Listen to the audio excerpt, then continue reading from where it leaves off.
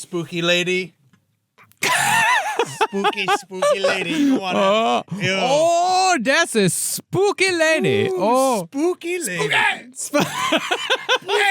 Where that goes that? You spooky! You spooky! I've been thinking about a lot about the girl bossing of Madame LaLaurie, and I know it's going to happen. The girl boss version of Madame. I mean, wasn't that Kathy Bates? I didn't watch the American Horror Story Coven, but wasn't she sort of girl boss Madame LaLaurie? A little bit, but they haven't gone full. Like I was saying, we get J-Law. She's bringing new, the name's Delphine. No, it's going to happen. Yeah, it's going to happen. It's all going to be Sia. It's all her music. They're going to turn her into a hero. I don't know how. I think they're going to say that they're just like, I was hiding him from my horrible husband. Right? I mean, if they turn her into a sandwich, I can't wait for that. Whoa, the BK LaLaurie. Welcome to the last podcast on the left, ladies and gentlemen. I'm Marcus Parks with Henry Zabrowski and Ed Larson. Spooky! There goes! Spooky! Hey, you over there, Ghost? You spooky! So when we last left Madame LaLaurie, she just moved into 1140 Royal Street in the French Quarter of New Orleans with her husband, Dr. Louis LaLaurie. And this is a little detail that we had neglected to mention. She had 5 children from her 2 previous marriages. Oh, yeah. And they all lived in this house. Oh, yes. man. I want to say their kids in the end, like it ranged, they all had like 30 years between them by the end. It was a lot. She must have been hot.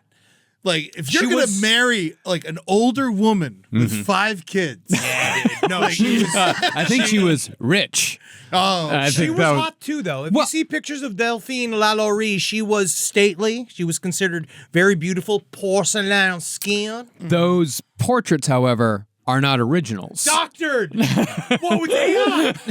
It's Instagram! Spooky lady! Those were done for the 1892 book, many years after she died. So we don't actually know what Madame LaLaurie looked like. No, I heard that pussy be busting. Like, Yeah, we know it was busting. Yeah. Yeah, we know that. But we don't know exactly what she looked like. You know, I would imagine she would be one of those women you describe as severe looking.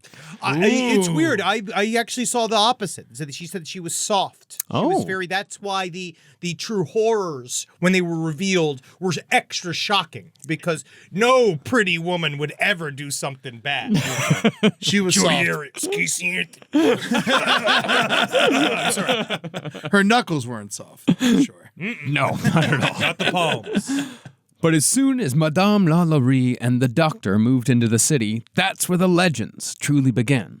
Now, some of these legends are, of course, total horseshit, but others may have a kernel of truth to them. That's what makes a good legend. Yes, the kernel of truth. You gotta have something that's half true. See, according to Victoria Love, the author of the more sensationalist of the 2 books we used, it was believed that Dr. LaLaurie was testing Haitian-style zombie drugs to induce cooperation and docility in enslaved people that were proving troublesome, a sort of chemical lobotomy. Weekend at Bernie 2 stuff. Yeah, sure, absolutely. Honestly, more like Weekend at Bernie's 4 stuff. It's going to be hard to go back to the 1880s until we have the time machine version, which is Weekend at Bernie's 3. Yeah. These experiments, if they did happen, were of course failures, and the poor poisoned souls who didn't survive were, of course, thrown in the swamp. This one is unlikely. Sure. If only because the cost of such experiments, $25,000 in modern currency per victim, was prohibitively high for even a person as wealthy as Madame LaLaurie. We also know that scopolamine is effective, but it does have a range of effects. Yes. And it does not necessarily make you a living zombie, but it can. I guess if you just are in the right mood, or if you haven't eaten lunch. I don't know if I've used scopolamine anytime recently. Do you smoke it, or do you just rub it in your eyes? You blow it. You do. Yeah. Oh. It's a powder that it's supposed to activate a zombie-like condition. Oh, wow, like the Iceman used to use. Yeah. You should watch The Serpent in the Rainbow. Okay. Yeah. It's good. Yo, you'll love it. Yeah, you'll absolutely love it. You've never seen Serpent in the Rainbow? Never even heard of it. Right up your alley. Yeah. The other legend that seems less likely, but I think might partly be true, is the story of the so-called devil baby. Give me them tits, mommy. Where's the milk, mommy? I'm gonna finger you before I come out. The first thing the doctor saw was just a middle finger. Let me stay next to the clit. Do you need all these eggs? Now, this one has an extra kick because it also involves another legendary New Orleans citizen, Marie Laveau, the Voodoo Queen. We need to do an episode on her someday. We absolutely will. Now, supposedly, Marie Laveau came across an insane, deformed child that was the spawn of a mortal woman and a demon. Laveau, in turn, sought out Madame LaLaurie and gave the grotesque demonic child to her for reasons that are unclear. Yeah, let me see the dick too. Stretch it out. Yeah, stretch it, Daddy. Make it a wristwatch. Incredible. Now make it a hammock. Oh my God, we'll take it on the road. The child was then kept in darkness for 5 years, screaming and drooling, eating only raw meat until it finally died. Now you're saying that this was in New Orleans, Louisiana at this time period and not in southern Florida, 1981. I hate cooked burgers. Yeah, the biggest baby you've ever born in Florida. Yeah, this does sound like an origin story. There was a new baby born. People have been sending to me. It was smaller. There's a new 15. They keep writing it was 15. It was 14 pounds, 8 ounces. I was 14 pounds, 13 and a half ounces. This baby ain't shit. Stop sending it to me. Yeah, sawdust in its diaper. like it's cheating at bobsledding. Now, this devil baby story admittedly sounds insane from beginning to end. Sure. But remember, Dr. LaLaurie was supposedly a student of medical abnormalities, and the truth might be even more horrifying than the legend. From descriptions of the devil baby, it could be that this child was suffering from the infamous Harlequin syndrome. Now, this birth defect creates huge diamond-shaped scales over every inch of the baby's body, and the spaces in between those scales are constant open wounds because the skin never stops splitting. Grayscale. No, this is so much worse. Worse than grayscale? Yeah, you like are, how do you put it? Pain. Yeah, you're a charcuterie plate. Yeah. No, it With looks... the bread biscuits is what's the only thing you can kind of literally hang your hat on. Yeah. Okay. Additionally, the heads, arms, and legs of the Harlequin baby are severely malformed, and the eyes are often blood red. And sometimes there's no eyelids, there's no eye holes. It's like 2 red dots kind of pasted on the Eraserhead baby. Yeah. Why didn't they kill it?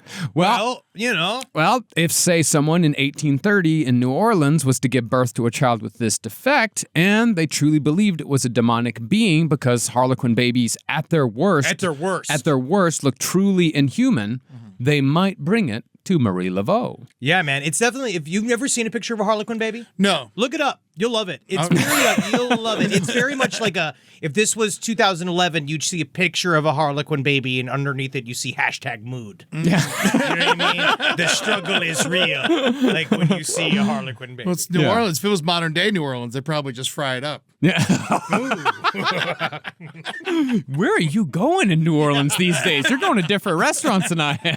Hustler Club. Horrible kitchen. Great atmosphere. You talk about that one that's off the highway out near the airport? They have this great tank filled with abortions that you can just scoop out. You get to pick it like it's a lobster. Yeah, but there is one lobster in there. Oh, she must have visited SeaWorld.